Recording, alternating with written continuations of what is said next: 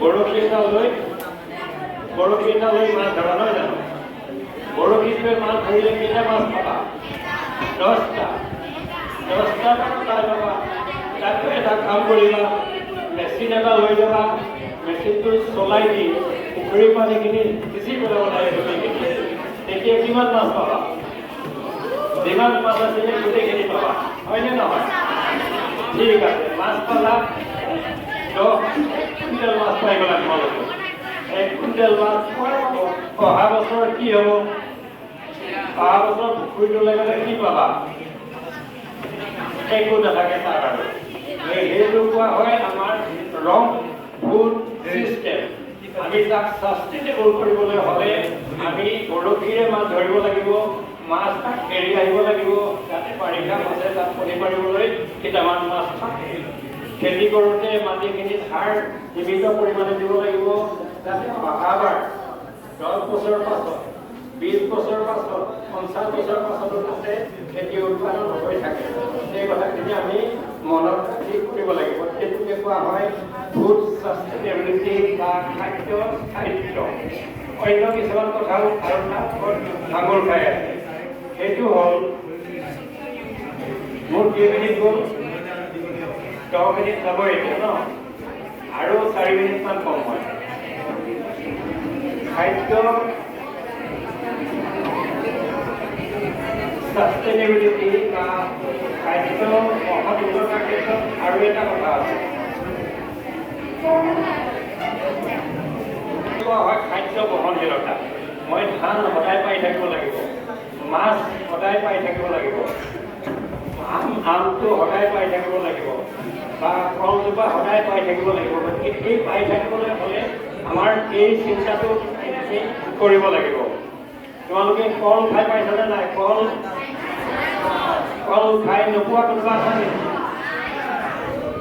কলটো ক'ত পোৱা যায়? কলটো ক'ত পোৱা যায়? গছত। গছত কলটো কেনেকৈ হয়? কলডিল এটা ওলাই হয় না? কলডিলৰ পৰা ফুল ফুলে, ফুলৰ পৰা গুটি হয়, গুটিৰ পৰা কল হয়। এই ফুলজোপাৰ পৰা পৰাগসংযোগ হ'লেহে গুটি হয়। শ্ৰেণীবিলাকে জানিব লাগে। ফুলৰ পৰাগসংযোগ হ'লেহে গুটি হয়। কলগছত কোনে পৰাগসংযোগ কৰে? কলগছত কোনে পৰাগসংযোগ কৰে? পখিলা। বাদুলি কোনে কৈছে? শুদ্ধ উত্তৰ। কিয় হ'বচোন? নামটো তোমালোকে শুনিলানে? কলগিলৰ পৰা কল হ'বৰ কাৰণে বাদুলি থাকিবই লাগিব। গতিকে আমি বাদুলি সুৰক্ষা দিলেহে থাকিব। আকৌ মধুৰি খাই পাইছানে নাই? মধুৰি খাই পাইছানে? মধুৰি পাবলৈ হ'লে কি আকাশত কি উৰি ফুৰিব লাগিব? পখিলা, ভোমোৰা, মৌ-মাখি সেইবিলাক নাথাকিলে পৰাগসংযোগ নহ'ব। ফুলৰ পৰা গুটি হ'বনে নহ'ব? নহ'ব। গতিকে আমি সেইবিলাকো প্ৰটেকশ্যন দিব লাগিব। পখিলা, ভোমোৰা, মৌ-মাখি। আকৌ তোমালোকৰ বাৰীত 10জোপা গছ আছে। গছকেইজোপা হিচাপ কৰি চোৱা। তোমাৰ দেউতাক সুধিবা কোনে ৰুইছে গছজোপা? দেউতাই কৈছে মই 3জোপা ৰুইছোঁ। 7জোপা গছ নিজে হৈছে। নিজে হৈছে মানে কোনোবা জন্তুৱে, চৰাই, বাদুলি, কেৰকেটুৱাই গুটিটো ভিতৰৰ তোমাৰ বাৰীত গছজোপা হৈছে। গছজোপাৰ পৰা তুমি গুটি পাইছা। আৰু সেই গুটিটো পাবৰ কাৰণে কোনে বিচৰিত কৰি দিলে আমাক? বনৰীয়া জন্তুবিলাকে। গতিকে আমি খাদ্য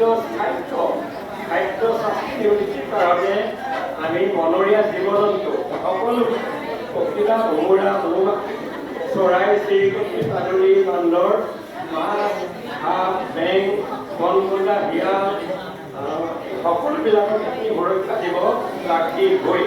গতিকে খাদ্য বহনশীলতাৰ বাবে আমি ভাবিব লগা দিশ কেইবাটাও আছে। 1, 2, 3, 4।